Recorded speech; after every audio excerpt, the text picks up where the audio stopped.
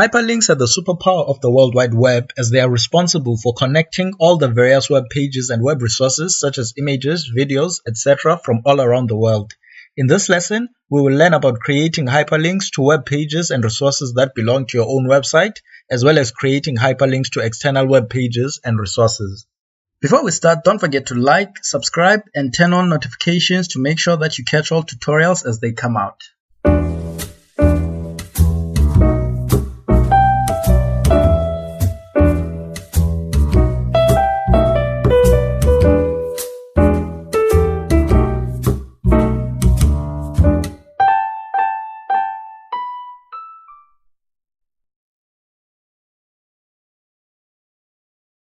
In a previous lesson, whose link I will leave in the description, we spoke about the fact that there are two ideas that power the World Wide Web, and both are found in the very name of the language of the web: hypertext, markup language. In our tutorials, we have been dealing with the markup language aspect of HTML, which is instructions to the browser in the form of tags. The hypertext part of the HTML name is what makes the World Wide Web of web pages interconnected, as it allows these particular markup documents to have hyperlinks to other documents. We will spend this lesson looking into how hypertext and hyperlinks work and the various forms that hyperlinks can take.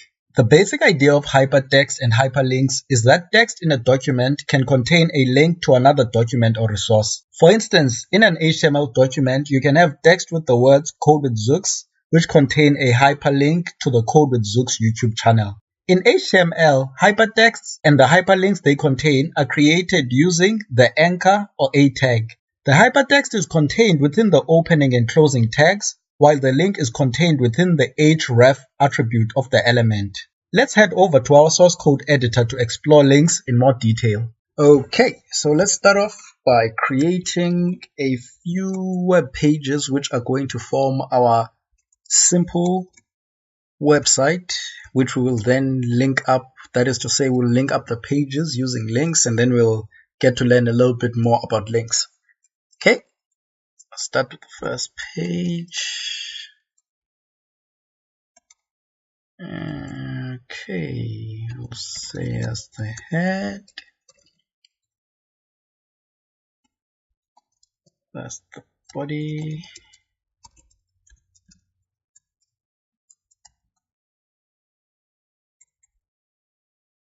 Let's open up the head. Should have the title. Okay, so this is what I'm going to do. Since all of our pages will all have this structure, in fact, they also have, we'll create 3 pages. They'll all have this structure. So what I'll do is, by the way, you see these 3 images, we're going to use them in our lesson. You'll see. So there's this folder links that I've created. So let's save the first one. Let's just simply make it a.html. I'll forget to change this to all.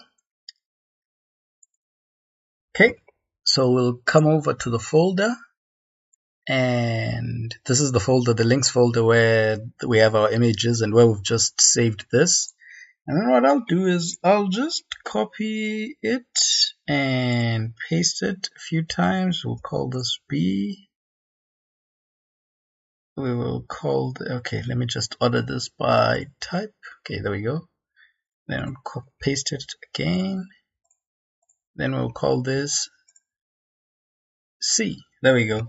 So then we can come back over here and open B and C. Okay, so we have page A, page B, page C. Okay, so we will just give this the title of A, and then say I am the A page. I'll just copy this, give that B, then we'll say I am the B page. Save, come over here. I'll give the C, say I am the C page. Okay, let's come over here and open them. So there's A open. Let's open B. That's A, that's B. Let's open C. A, B, C.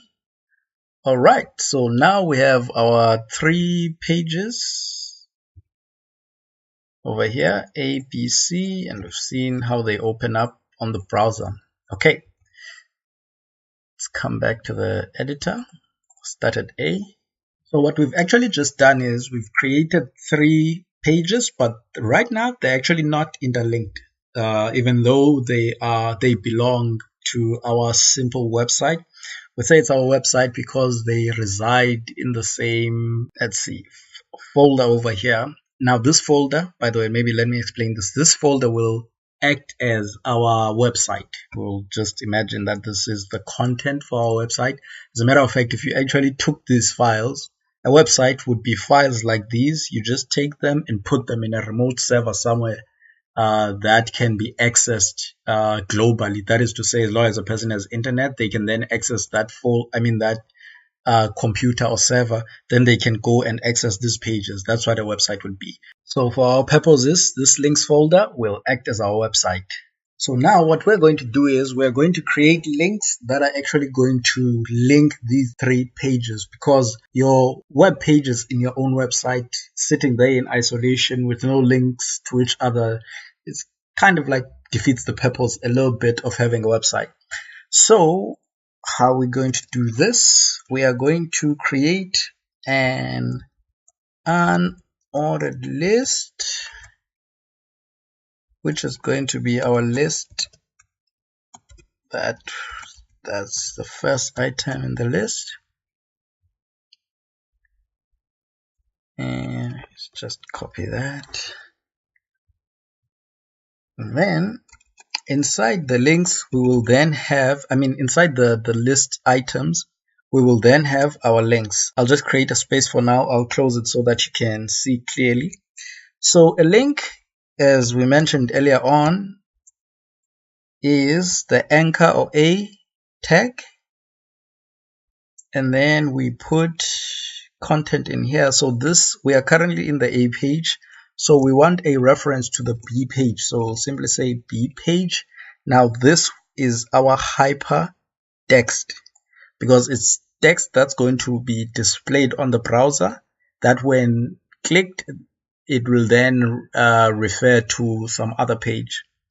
And then the hyperlink will be in the href attribute. So we will say we want to reference b.html. So now this link will be pointing to here.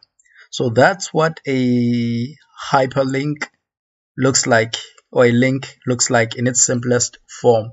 So this link, there's the text, and that's where it's referring to. Okay, I'm just going to close the spaces over here. Just wanted you to see clearly. And then I will copy this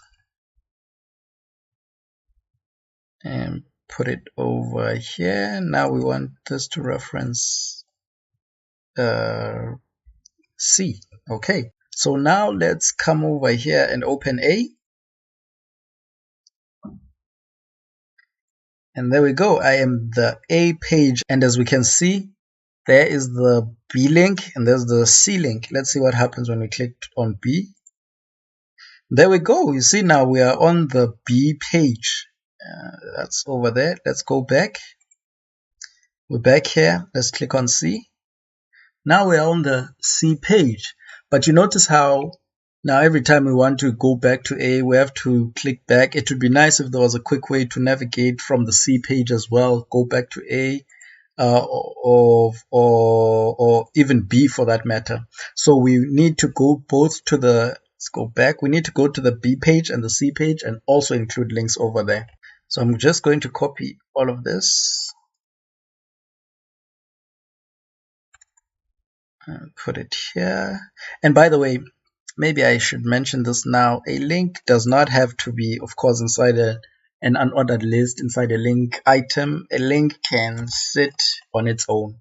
I'm putting it here because we actually want these links to be in a list. That's why we are using an unordered list. and then putting list items in which we then put the links. So it could sit over here like this alone. Let me just undo that. Okay, yeah. So now we're in the B page. In the B page, we don't want B referencing B because it's already in the B page. So it should reference A. And then we'll do the same for C.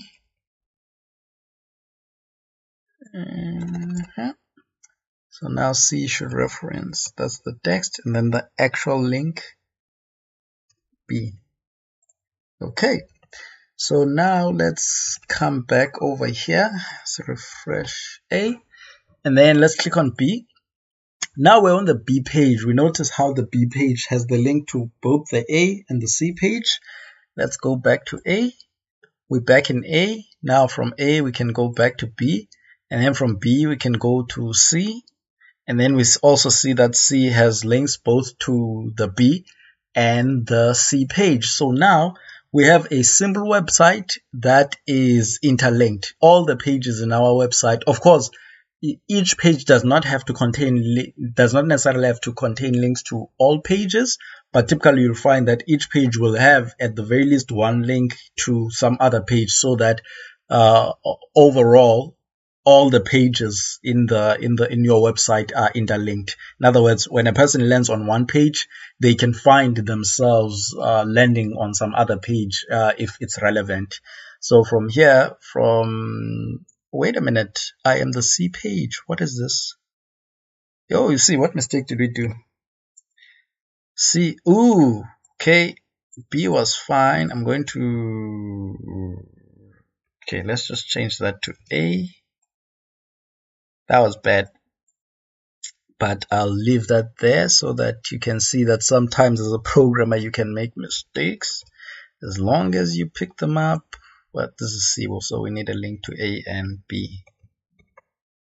Okay, and then we come back, refresh, there we go. So the C page has links to A and to B. So now in A, C, B, and so on and so forth. So our web pages are interlinked. Now links don't only have to point to other web pages. So what we're going to do next is we're going to add more links, but instead of linking to other web pages, we're going to link to, let's come over here, we're going to link to the images in our website. So let's do that. So before we do that, let's add a little bit more structure to our pages. We'll start with the A page. So we will use, let's say, H2.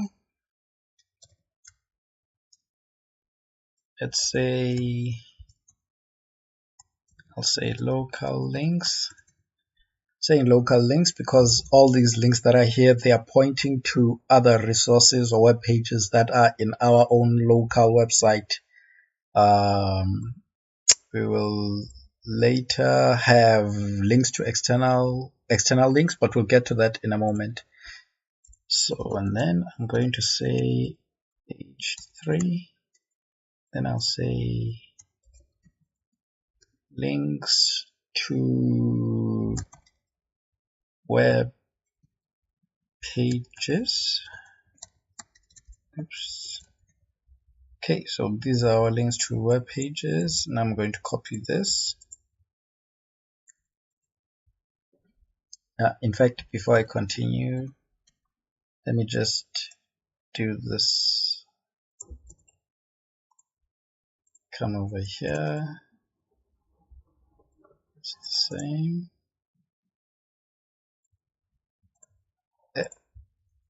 Try to make everything the same. And then we come over here. Local links to web pages. Okay, let's see how that looks. Okay, so local links, this is links to web pages. B, C, A. Okay, let's go back, and then we're going to copy this. Then we'll say links to images. So now remember our images, it's ABC. So our link will be PNG. Okay, a.png, b.png,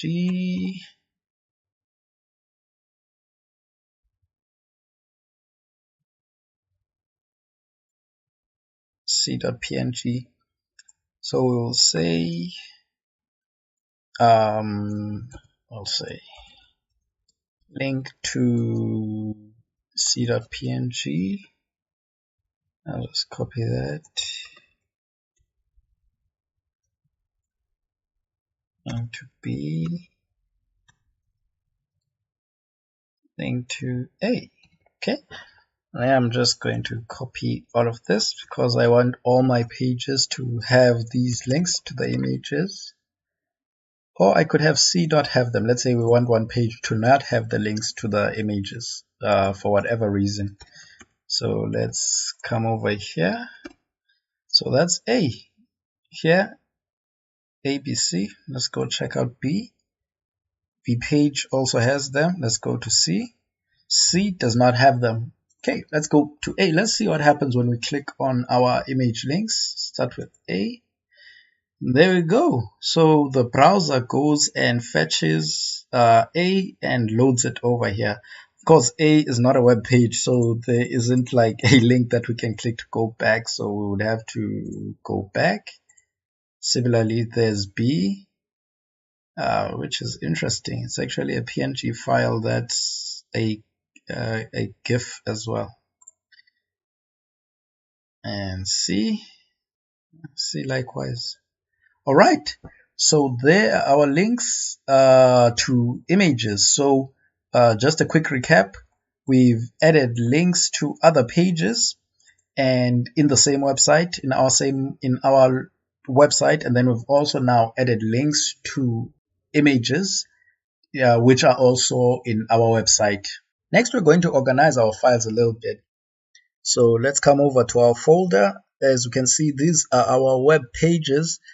So what we want to do is we want to move these images because we don't want, if we put everything directly in the root folder, that's what the main folder or the landing folder is called in the website. It's called the root folder. So we don't want to put everything in the root folder because otherwise we would end up having like a long list of files that are here, and that's not quite neat and clean. So what we'll do is we'll create a folder. We'll call it something like maybe images, and then we will take all of our images and put them inside here. So that's where our images are. So then what we would then have to do is we would have to come over here, and then now in relative to this page, the A page, which is inside the links folder, we would have to say, in order for us to reach this link, we'd have to say images and then / then a.png. Likewise, images / b.png. So this is the A page. So I'm not going to change this, so just so that we can see what happens, because remember, when you're saying c.png, it will assume that when you simply provide the file name, it will assume that this file is in the same folder as this page, which we know that's not the case because we've moved this file together with the other images inside the images folder. But what happens when we don't actually change our reference so that it points to the right address? So let's go over to and refresh. So let's see C, and there you go. Your file was not found. It cannot find the file anymore. So let's now go back and change this images. Let's come back and refresh. Let's see now, and there we go.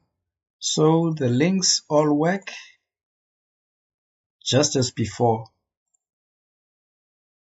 because we changed the images, we put them inside here, but we also then changed the the reference or the link in our A tags. So now we haven't yet changed B. So if we come over here and we say, let's go to the B page and we try to click, it'll say, well, I can't find that. So in like manner, we have to then update. In fact, let's just do this. We'll just copy this. And then we'll put it over here. Then C does not have any image links, so it should be fine. So now when we refresh B, then we go A, B, C. So we've seen this is quite important when you're developing. Again, you do not want every file simply under one big folder. You may want to do this once we start creating CSS files. We'll then create a CSS folder. Once we start creating JavaScript files, we will then create a JavaScript folder, and so on. So that then allows our website to be structured well from a file structure perspective. So far what we've done is we've been dealing with local web pages and resources. So what we're going to do next is we're going to add links in our web pages, in the web pages of our website. We're going to add links to external web pages. So what we'll do is, as we had said earlier on, we're now going to add I'll say external links, and then we'll do that, links to web pages. We can just say links to websites or web pages is fine. Then the first one we will link to the three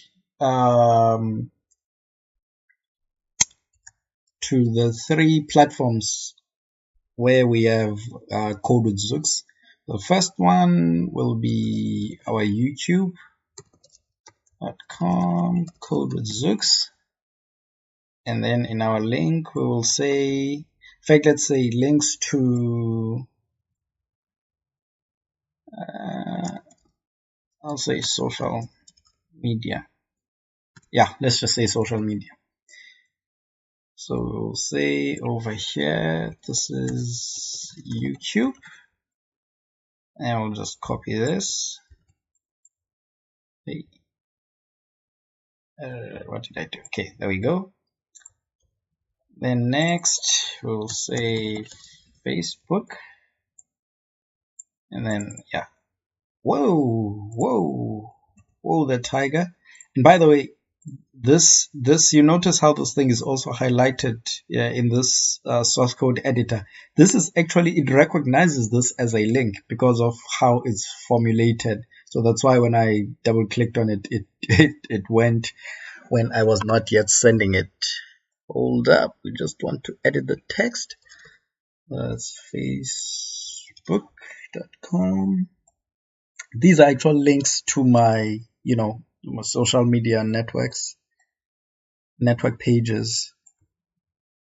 And then last one, Twitter. By the way, don't forget to subscribe. What you do here, like and follow on Twitter. Gotta do that to keep up to date. Okay, youtube.com, Code with Zooks, facebook.com, Code with Zooks, twitter.com, and the text will be YouTube, Facebook, Twitter. Okay, and then I'm going to just copy this once again.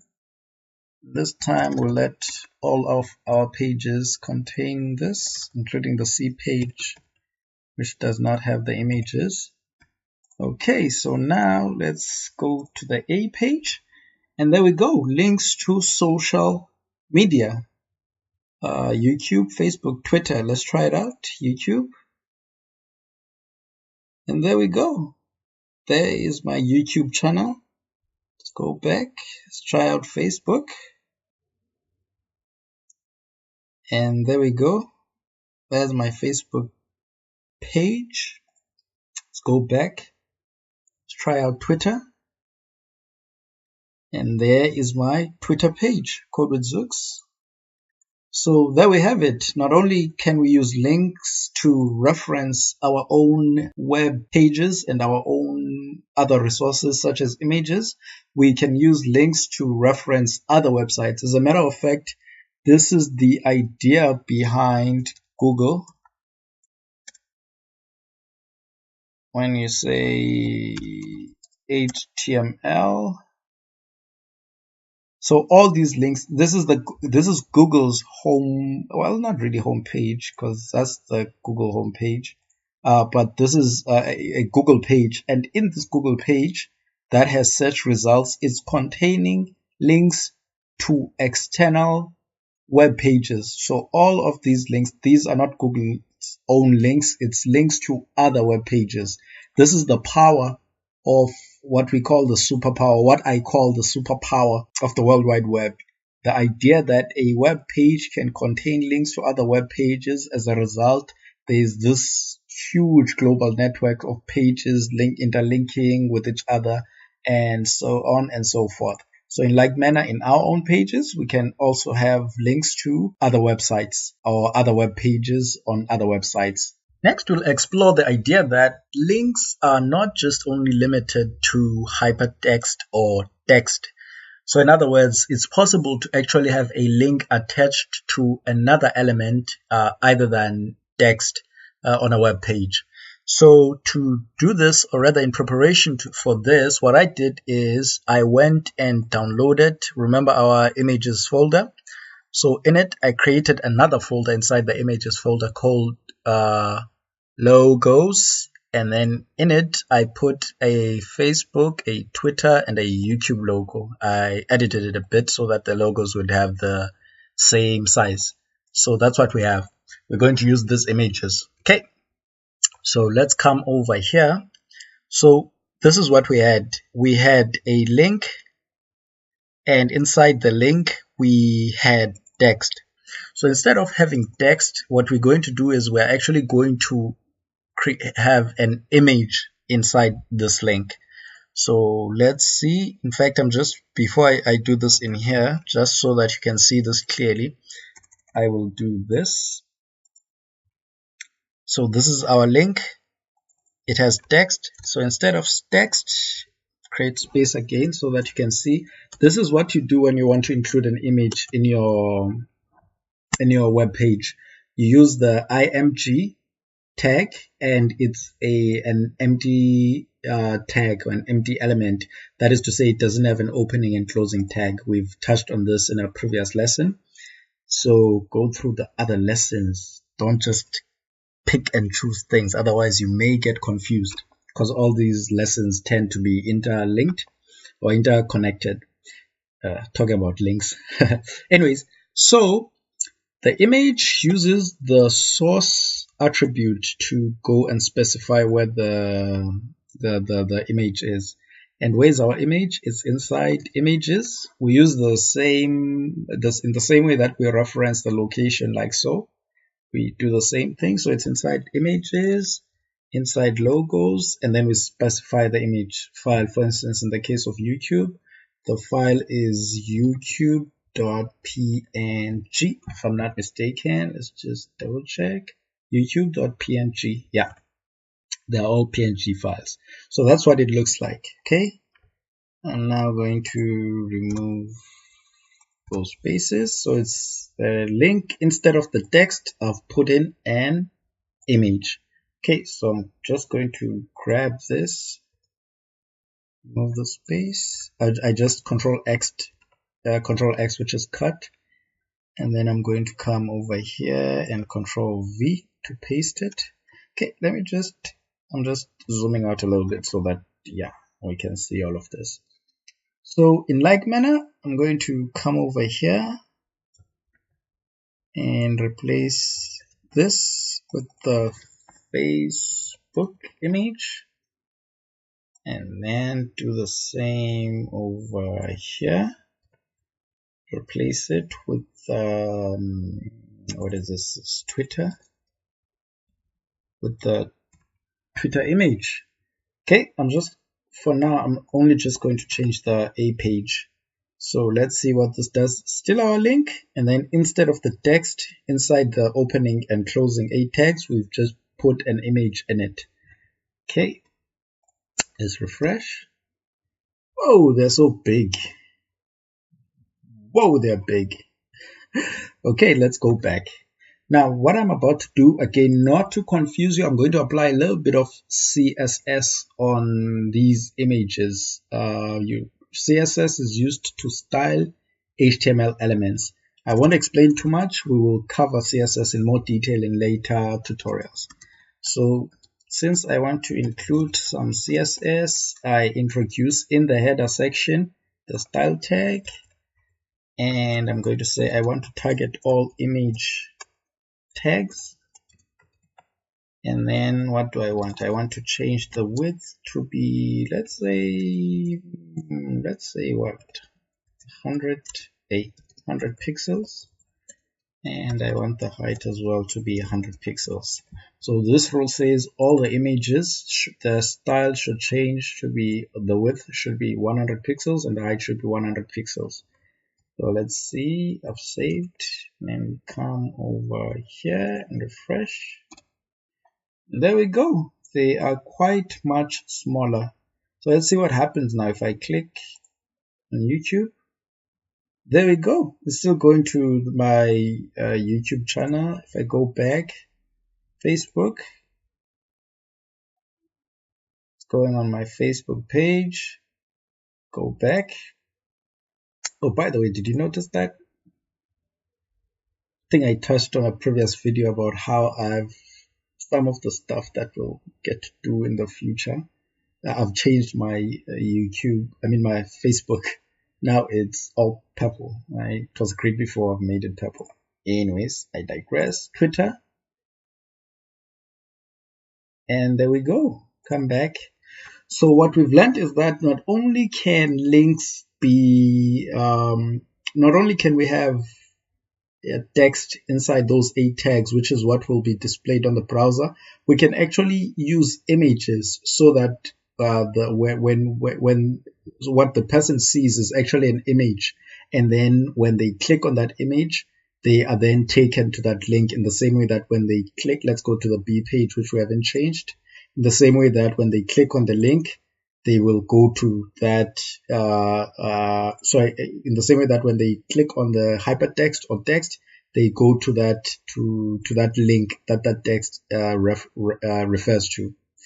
So then what we're going to do next after this, go back to the A page that has the images. There's a little bit more color now in our page as opposed to that plain text. Don't worry, we'll make our pages more fancy and complex, and before you know it, you'll be creating pages that can rival any website. But that's for later on. Let's take things slow. Okay, anyways, now what we're going to do is, as the last thing for this particular lesson, what we are going to look at 2 other attributes that are associated with the A tag. The first attribute that we're going to look into is the global attribute called title. Now, when we speak about global attributes, we're talking about attributes that are not for just one specific HTML element. They can be applied on any HTML element. One good place to use the title tag is on your links. So what the title tag does is that it gives a person a hint or a brief description about that particular element when they hover over it with a mouse. So let's quickly add some titles. I'm just going to focus on the A page now. We've seen the whole idea of interconnecting to other pages. So this title, I will say, this is a link to the B page. Then I'm just going to go on and copy that, put it there, say C. I won't give titles to these for now, and then I will say title over here. This is a link to YouTube. What? YouTube. And yeah, I'll just give a reference just to this one, to the, let me minimize that some more. I'll just give a reference just to the YouTube one. Okay, let's save that and see what that does. Now you see that when I hover over that link, it gives you an idea, what is this link about? This is a link to the B page, and then see, this is a link to the C page, and then over here, this is a link to YouTube. So it's a good idea when you are dealing with links to actually put titles, so that a person may not immediately want to click. They may want to have an idea, what's this link about? So when they hover over it and then they quickly see that, oh, this is what this link is about, it's a good idea. So that's the first attribute, or other attribute other than href, that I wanted for us to look into. The other attribute that I want us to look into, which will be our last attribute and last item for our lesson, is an attribute known as target. Now I'll just do target over here on this Facebook link. What target allows you to do, or the main purpose for target, is that you use target when you want to specify that, okay, when this link is opened, this is where I want for it to be opened. The most use or the main way in which it's typically used nowadays is when you say you want, when a person is on your page and then they want to open a link, but you don't want that link to override or to replace your own page. You'd rather want it to open on another tab. So what you would do, you would say target and then say underscore blank. So let's see what this does. So if we come over here, refresh, and then remember, under normal circumstances, this is our page. If I click on a link, say for instance Twitter, you see now it's going to move away from my page. This tab is, my page is no longer here. I need to go back. But let's say for whatever reason you want, when a person clicks on the link, now look at that. My page is still over here. There's we can quickly go over it by clicking on that tab. It's still here. When it opened the Facebook link, it opened it on a new tab. So that would be the reason why you would use the target attribute, or that's one of the reasons why you'd use the target attributes. And I'd say nowadays that's the main reason why you would use the target attribute. So let's recap just quickly. We've learned quite a few things. We've learned that you can use links or hyperlinks to connect to other pages on your website and other resources such as images. We've learned that, let's go to the B page. We've learned that you can use links to also connect to other web pages that are not on your own website. And on top of that, we also learned that links do not have to only be found on text. You can actually use images as links, as we've seen over here. We learned that there are other attributes, such as the title attribute, which you can use to give a person an idea or a hint concerning what your link is about. And then lastly, we've learned that you don't have to replace your own website. When a person clicks on a link on your web page, they don't have to replace or override your website. The link can actually open on another tab. As a matter of fact, that's what typically many of the social networks do. For instance, here, this is Facebook. If I'm going to click on this link, this is a YouTube link on Facebook. When I click, you notice that Facebook also does not want their because websites generally want people to stay on them as long as possible. Now, they don't want you going away and then forgetting about them. So that's why they tend to open the link on another tab. This is what is about to. Let's pause that, so that a person can quickly go back to where they came from. In like manner, we've also learned how to do that using the target attribute with underscore blank. And that brings us to the end of this lesson. In our next lesson, we'll learn about multimedia and iframes. Later. You can watch other tutorials over here, and most importantly, don't forget to subscribe and turn on notifications so that you don't miss out on tutorials as they come out. Have you subscribed? Are you done? Okay, cool.